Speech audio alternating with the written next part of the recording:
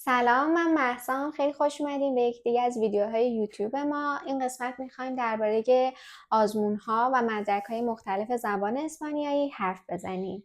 سلام، خیلی خوش اومدین. منم آریانم، پشت دوربینم. پس بریم من سوالا رو بپرسم و تو مهم. در موردشون حرف بزن. حالا کسی تصمیم گرفته باشه بخواد برای تحصیل، کار یا زندگی بیاد اسپانیا، چه مدرک زبانی بگیره بهتره؟ و اینکه خب حالا چند تا وجود داره و کدومشون خوبن؟ برای آزمون زبان اسپانیایی مدرک‌های مختلفی وجود داره، ولی خب چند تا از معتبرترین آزمون‌های زبان اسپانیایی آزمون دله و آزمون سیله هستش. خب بین دل و سیل کدوم رو انتخاب کنن؟ همین اول نتیجه رو لو بدم، قطعا برای تابعیت دله، ولی اگه کسی میخواد سریعتر کاراشو پیش ببره آزمون سیله بهتره براش. خب پس بیا اول از دل شروع کنیم. اصلا دل چه امتحانیه و چطوریه؟ دل مدرک رسمی زبان اسپانیایی هستش که از سمت مؤسسه سروانتس از طرف وزارت آموزش اسپانیا صادر میشه که از سطوح A1 تا C2 وجود داره. یعنی در واقع توی دله شما باید اول سطح مورد نظر خودتون رو انتخاب بکنین و بعد برین آزمون رو شرکت کنین. مثلا بگین که من میخوام آزمون دله B2 رو بدم و توی آزمون شرکت کنین که دو حالت وجود داره. شما یا آزمون رو قبول میشین و یا مردود میشین و اگر مردود شدین این به این معنی نیستش که شما لولتون در حد مثلا B1 آزمون اسپانیایی هستش.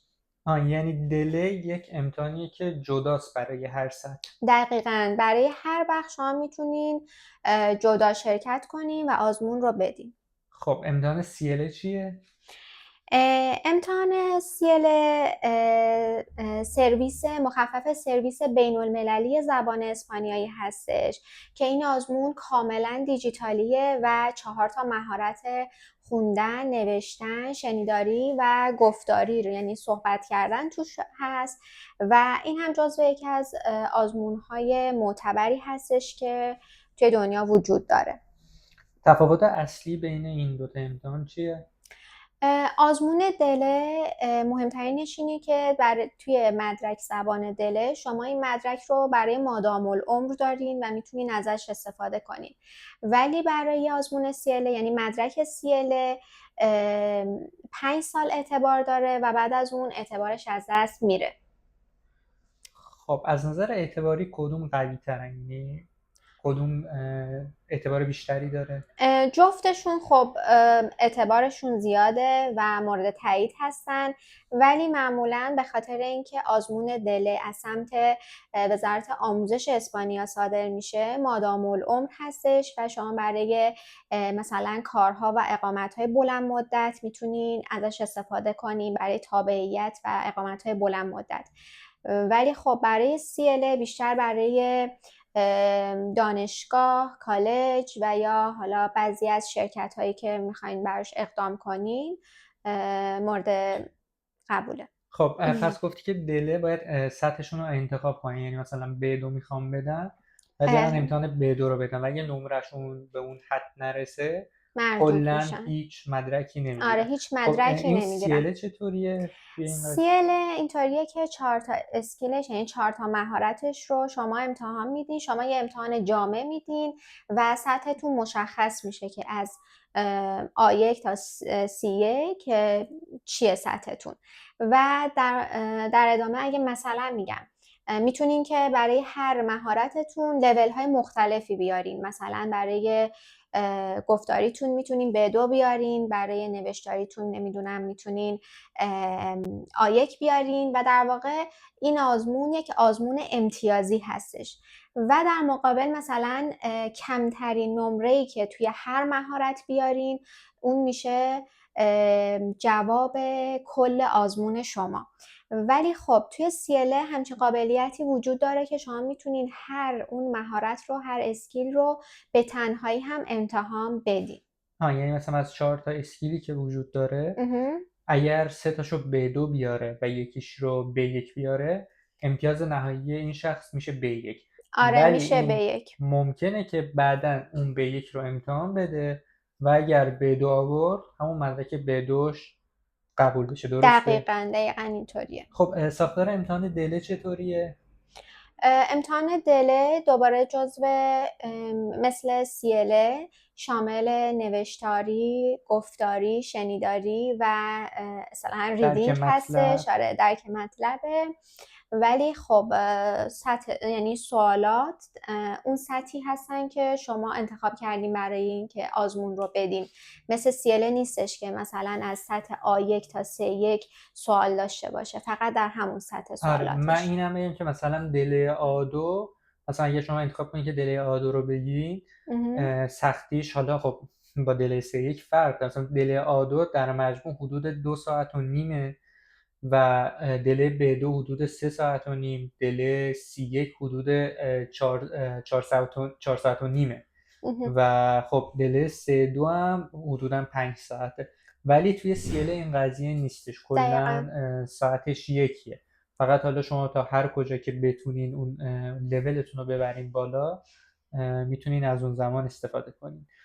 خب پس CL هم گفتیم. و اینم اضافه کنم که برای سطح C2 معمولا فقط دله وجود داره و آزمون دله معتبر CL هستش. تا سطح C1. C1 هستش، درست. بله. خب بریم سراغ سوال محبوب همه، هزینه هاشون چقدره؟ هزینه دله. به طور کلی هزینه آزمون دله بیشتر از سیله هستش و البته این بستگی داره به کشوری که شما میخواین آزمون بدین و سطحی که شما دارین انتخاب میکنین. مثلا الان تو سال 2026 برای آزمون دله B2 هزینه حدود 250 یورو هستش. خب هزینه CL چقدره؟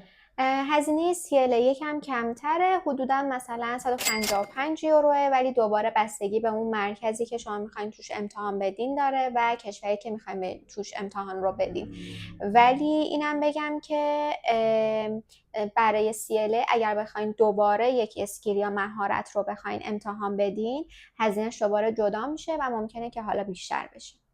یا کمتر میشه قطعا، چون جدا جدا میخوان امتحان بدن. مثلا اگر 2 اسکیل رو امتحان بدن از 155 یورو کمتر میشه. و اینکه اینا رو کی میشه، آره من یعنی منظورم حالت آره کلیش بود، در کل مجموعش بود. بیشتر آره میشه. و اینکه کی میشه، یعنی مثلا تایم خاصی برای داره برای ثبت امتحان؟ نام. آره ثبت نام که امتحان بدن برای CL دله چطوریه؟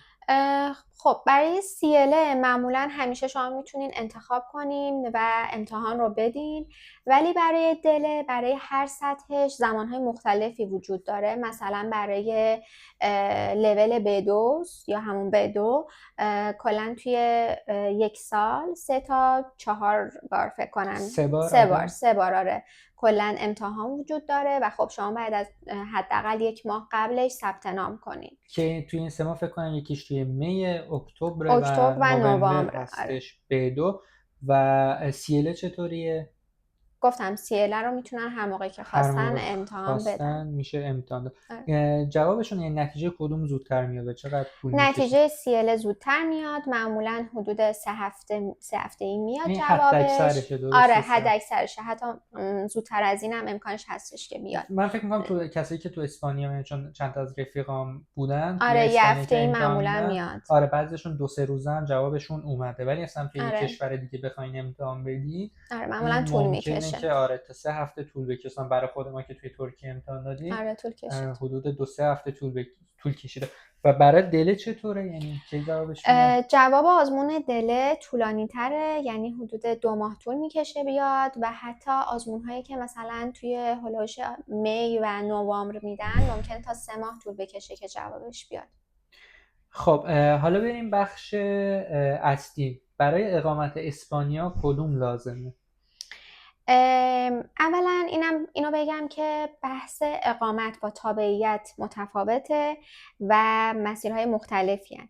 ولی برای اقامت معمولا دله معتبرتر هستش، یعنی دله آره باید دله بدن. باید دله بدن. آره و فکر کنم مینیمم ترین حالتی که باید امتیازشون رو کسب کنن یعنی دله آ2 داشته باشن. بله دقیقا. برای CL نمیتونن یعنی CL ارائه بدن. نه برای اقامت باید دله حتما برای باشه. دانشگاه چی؟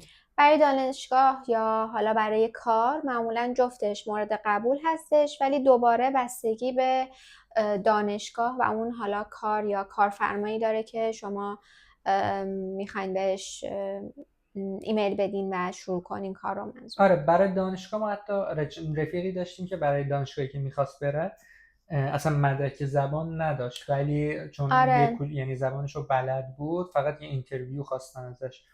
خیلی آره بستگی بستگی داره به که دانشگاه و شهرش و رشته‌ای که میخوایم بخونین، خیلی به اینجور چیزا بستگی داره واقعا. آره برای کارفرما هم اینطوریه که اون کارفرماه چی بخواد. ولی مثلا برای معادل سازی چطوره؟ یعنی برای معادل سازی رشته‌های مثلا پزشکی و یا رشته‌ای که با رشته‌های بالینی هستن، یعنی با مریض سر و کار دارن. قطعا دله، یعنی فقط دله مورد قبول هستش. خیلی ها اینجا دارن میگن که CL هم آره اوکی میتونین امتحان بدین و فلان، ولی نه. پس پیشنهاد نهایی تو برای بیشتر افراد چیه؟ کدوم امتحانو بدن؟ ببین در حالت کلی به نظر من قطعا دله، چون که مادام العمر هستش و خب شما یک بار هزینه میکنین و وقتتون رو میذارین و برای آزمون میخونین ولی خب اگر که شما یه ددلاین خاصی دارین بعد سریعتر یک مدرک زبانی رو ارائه بدین، CLR رو بهتون پیشنهاد میکنم و به طور کلی بسته به موقعیت افراد و اینکه برای چه کاری میخوان مدرک رو بگیرن متفاوته. خب در آخر من یه جدول نهایی از تفاوتشون و اون مهم. چیزایی که گفتیم الان حرف زدیم هم اینجا رو صفحه میندازم که مخاطبایی که میبینن اینو ببینن. و در کل خب امیدوارم که دیگه کسی دل وسیله رو با هم دیگه آره اشتباه نگیره و کسی هم میخواد در مورد هزینه و قوانینش چک بکنه چون ممکنه که تغییر پیدا آره کنه. ممکنه تغییر پیدا کنه و بهتره که حتما سایت های رسمی خود آزمون ها رو چک بکنن. امیدوارم که این ویدیو برای مخاطبان مفید باشه. حتما لایک منم کنید، کانال همینطور. رو سابسکرایب کنید. باز اگر هر سوالی داشتین میتونین توی کامنت ها ازمون بپرسین. خداحافظ. خدافظ.